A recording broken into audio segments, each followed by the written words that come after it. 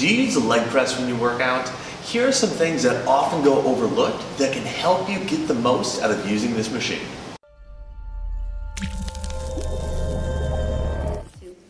Welcome back to Trainer Tip Tuesday. All month long, we have been talking about the leg press and different ins and outs and cues to help you utilize the leg press to your best ability.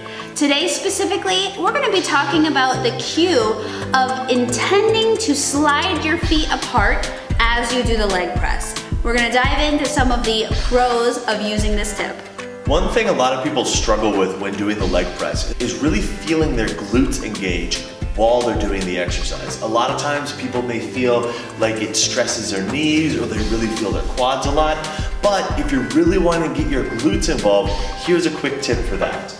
Once you get your feet placed on the foot plate, as you push forward by pushing through your heels like we talked about a couple of weeks back, also think about putting pressure through the outer part of your heel and trying to slide your feet apart as you do the motion.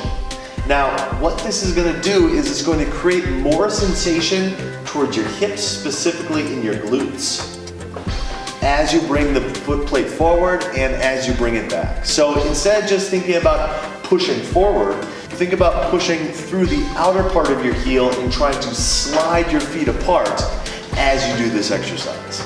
Next time you're at the gym doing the leg press, try out this cue to increase the muscle contraction specificity.